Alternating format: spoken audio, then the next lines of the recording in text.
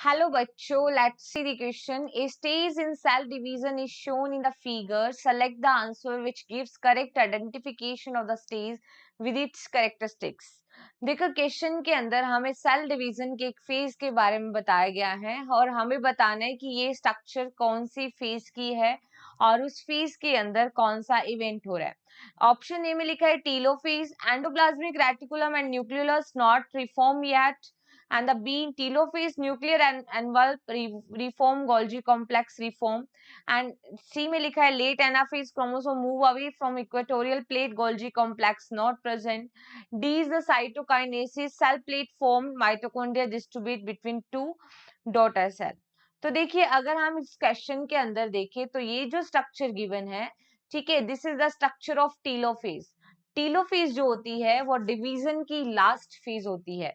तो देखो आंसर या तो ए होगा या बी होगा। लेट एनाफेज और साइटोकाइनेसिस की स्ट्रक्चर ये नहीं है, ठीक है। साइटोकाइनेसिस में हम देखते हैं क्रोमोसोम मूव करते हैं अपोजिट पोल की ओर, और साइटोकाइनेसिस के अंदर हम सेल डिवीजन को देखते हैं।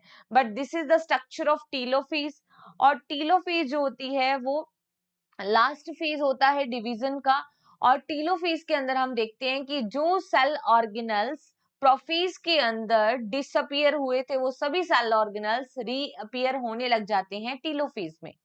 ऑप्शन ए में लिखा है कि एंडोप्लाज्मिक रेटिकुलम और न्यूक्लियस अभी तक फॉर्म नहीं होते, तो ये बिल्कुल इनकरेक्ट है। टीलोफेज में जाते जाते न्यूक्लियर एनवल्प, ठीक है, न्यूक्लियर जो एनवल्प है वो रीफॉर्म होगा, और गोल्जी कॉम्प्लेक्स जो कि एक सेल ऑर्गेनल है वो भी रिफॉर्म हो जाएगा। तो यहाँ पे जो करेक्ट आंसर होगा that is only option B. Okay, best of luck.